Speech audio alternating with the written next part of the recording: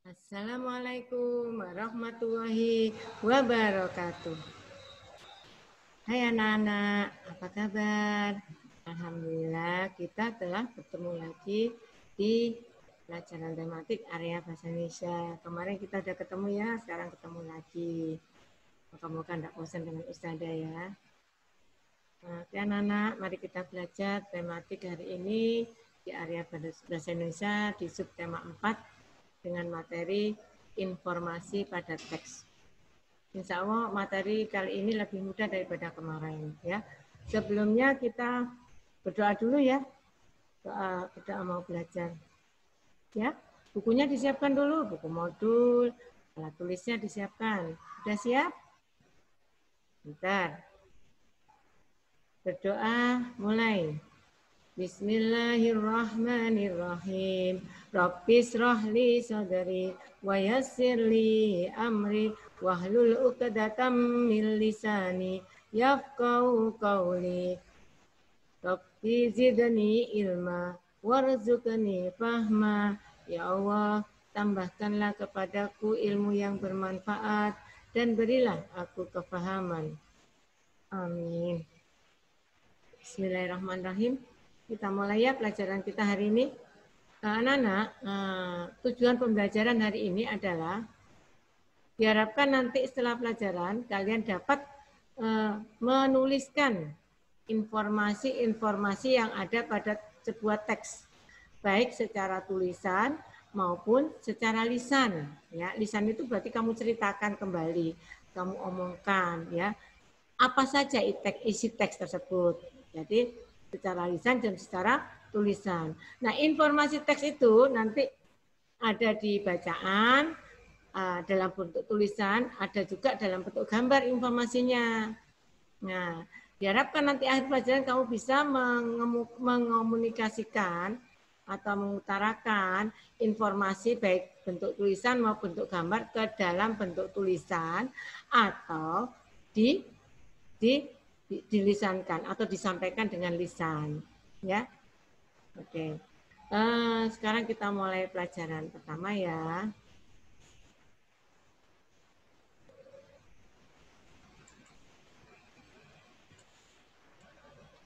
Nah, ini anak-anak ya. Materi subtema 4 itu adalah informasi suatu teks. Apakah informasi itu? Informasi adalah sekumpulan fakta dari peristiwa.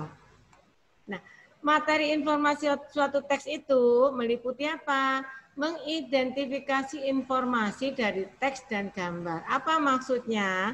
Kalian mencari informasi dari teks baik berupa tulisan maupun berupa gambar. Kalian dapat mencari informasi apa yang ingin disampaikan pada teks itu kepada kita sebagai pembacanya. Kemudian setelah itu kalian menyampaikan informasi itu kepada orang lain, kepada guru, kepada orang tua, atau kepada teman secara lisan. Lisan itu berbicara maupun secara tulisan, berarti berbentuk tulisan ya. Oke, sekarang kita menginjak ke materi dalam masalah. Maksudnya kita praktek ya dari ini dari kedua teori ini ya, kita praktek ya.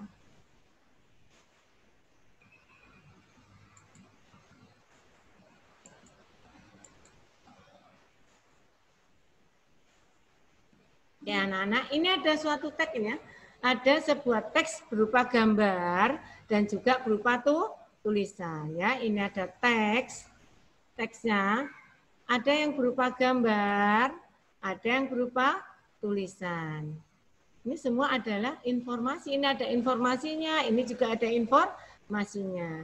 Nah, bagaimana kita mendapatkan informasi dari sebuah gambar dan bagaimana kita dapat mendapatkan informasi dari sebuah teks? Kalau sebuah gambar, nah sebelum kita mengetahui informasi dari sebuah gambar, maka kita harus membaca teks dulu ya. Kita cari informasi dari teks dulu. Nah, teksnya dilihat ya. Ini ada sebuah teks dengan berapa paragraf anak-anak ini? Ada 3 paragraf ya, ada 3 paragraf. Teks ini mempunyai judul Perkembangbiakan Tumbuhan dengan Umbi.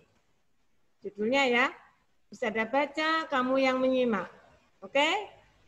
Perkembangbiakan tumbuhan juga dapat dilakukan dengan umbi. Ada umbi batang, umbi lapis, dan umbi akar. Stop dulu ya. Di dalam paragraf pertama ini, informasi apa yang kita dapat? Iya, perkembangbiakan tumbuhan dapat dilakukan melalui umbi, ya. Umbi contohnya apa? Ada umbi batang, umbi lapis, umbi akar. Jadi perkembangbiakan tumbuhan ini melalui umbi bisa dengan umbi batang, umbi lapis maupun umbi akar. Apa sih umbi itu? Ya, kita berarti ini kosakata baru ya. Apa sih umbi itu? Umbi itu bagian tumbuhan di bagian bawah, bagian akarnya yaitu umbi. Bisa juga batangnya yang besar tapi di bagian bawah ya, di bagian bawah, biasanya di bawah tanahnya. Oke, saya itu sudah baca alinea kedua ya.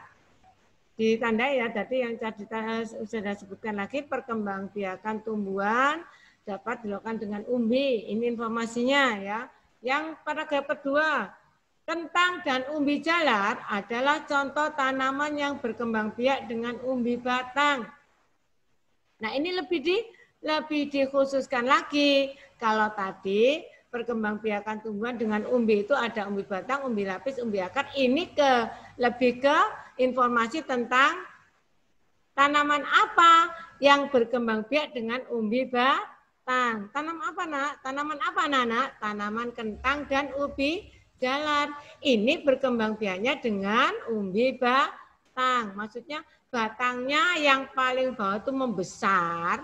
Jadi yang membesar itulah yang dijadikan makanan yang dimakan umbi ya. Ada kentang, ada ubi jalar. Tahu ubi jalar anak-anak? Telo, dalam bahasa Jawanya telo itu ubi jalar ya. Oke, ada juga yang lain ya. Nah, terus kemudian bawang dan bunga bakung. Nah, ini bunga bakung, ini bawang merah. Itu berkembang biak dengan umbi lapis. Nah, ini jadi keterangan tanaman apa saja yang berkembang biak dengan umbi lapis, yaitu bawang dan bunga bakung. Sedangkan wortel dan singkong berkembang biak dengan umbi akar. Wortel dan singkong itu berkembang biak dengan umbi akar. Ini wortel apa labu ya? Kok warnanya putih seperti labu? Bisa labu ini ya, karena putih. Kalau warnanya oranye itu wortel ya. Labu itu warnanya putih dan labu itu juga umbi akar ya. Nah, wortel dan singkong berkembang biak dengan umbi akar. Oke, alinea ketiga, informasi yang kita dapat, menanam umbi batang atau singkong tergolong mudah. Jadi informasinya ini tentang menanam umbi bakar atau singkong itu mudah. Bagaimana caranya? Kita tinggal memotong batang tersebut, lalu menanamnya. Nah, tunggu beberapa hari, maka kalian akan dapat melihat daun tumbuh dari batang tersebut. Mudah kan cara menanamnya? Jadi batang pohon singkong itu dipotong, kemudian ditancapkan di tanah, tunggu beberapa hari nanti akan tumbuh daunnya, ya. Mudah sekali menanam umbi batang atau singkong ini. Nah, anak-anak, dari ini kita peroleh informasi bahwa perkembangbiakan tumbuhan itu dilakukan dengan umbi. Ada umbi batang, umbi lapis, dan umbi akar. Menanam umbi batang atau singkong itu tergolong mudah. Ini informasi yang kita peroleh ya dari teks ini. Nah, sekarang bagaimana cara mencari informasi dari hanya sebuah gambar, Ustazah? Nah, kita kan sudah tahu bahwa perkembangbiakan tumbuhan itu dengan umbi. Nah, kita juga tahu bahwa ini labu ya, ini labu putih itu ini berkembang biak dengan batang ya. Kemudian bawang merah, bawang putih, bawang bombay itu berkembang biak dengan umbi lapis karena ada berlapis-lapis ini ya. Nah, daun bakung, bunga bakung ini juga berkembang biak dengan umbi lapis ya. Sedangkan singkong berkembang biak dengan umbi akarnya yang besar, dan akarnya enak ini kalau digodok, digoreng menjadi singkong keju ya. Nah, ini ya. Nah, ini kita mendapatkan informasi baik dari gambar maupun dari tulisan. Oke, sekarang kita latihan ya. Oke, latihan ya. Ini ada sebuah gambar. Nah, bagaimana supaya kamu dapat informasi dari gambar ini? Kita lihat judulnya, mencangkok. Apa itu mencangkok? Mencangkok adalah salah satu teknik menanam dengan cara seperti A, B, C ini caranya mencangkok ya. Jadi mengelupas kulit luar dari batang, dipilih batang ya, batang yang muda, rantingnya ini nama apa ranting ya, dahan. Nah, salah satu dahan dipilih, dikupas sekitar 10 cm, yang A ini ya, 10 cm, dibersihkan kulit luarnya sehingga kelihatan kulit arinya, kulit yang warnanya putih dan ada kambiumnya, ada airnya di sini. Nah, ini dikupas bersih. Setelah itu, langkah kedua, diberi tanah. Setelah diberi tanah, dikepal-kepal, tanahnya sekepal ya, ini namanya sekepal, dikepal-kepal, kemudian ditutup dengan apa? Dengan kantong plastik, bisa kresek ya, kemudian ditali dengan tali rafia yang rapat. Beberapa hari kemudian, nah yang tertutup ini tumbuh akar. Ini samping gini tumbuh akar, sini tumbuh akar ya, tumbuh akar. Sehingga karena lama tumbuh akar dia akan terlepas sendiri dari batang induknya. Ini batang induknya terlepas sendiri dia. Nah akarnya ini ada di sini semua. Nah saya itu sama Pak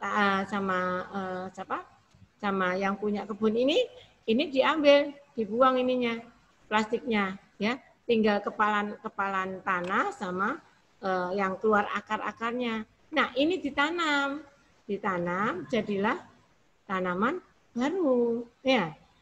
Jadi ini salah satu perkembangbiakan buatan. Mencangkok itu salah satu perkembangbiakan buatan ya, perkembangbiakan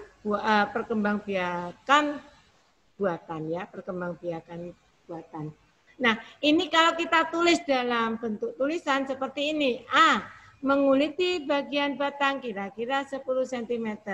Informasinya ya kita tulis melalui tulisan. Membungkusnya dengan tanah 1 genggam tangan orang dewasa ya, dibungkus. Kemudian membungkusnya dengan ijuk atau plastik ya. Ijuk itu kulitnya kelapa yang bagian luar itu kayak sabut gitu ya. Kemudian biarkan beberapa hari hingga keluar akarnya ya, ini. Nah ini cara menulis, mencari informasi dalam teks, gambar berupa gambar, dan disampaikan melalui tulisan. Melalui lisan pun bisa kalian ya menyampaikan tanpa tulisan dengan cara lisan. Ya anak-anak, sampai di sini. Kalau ada yang ditanyakan bisa langsung japri sama ustadzanya ya, atau tanya sama ibu sama ayah. Kalau masih kurang jelas bisa japri sama ustadzanya ya. Nah, sekian dulu dari ustadzah. Kita akhiri dengan bacaan Alhamdulillah. Rabbana fa'na bima 'allamtana wa 'allimna alladhi yanfa'una wajidna ilman walhamdulillahi ala kulli hal. Subhanaka Allahumma wa bihamdika ashhadu an la ilaha illa anta astaghfiruka wa atubu ilaik. Assalamualaikum warahmatullahi wabarakatuh. Selamat belajar anak-anak.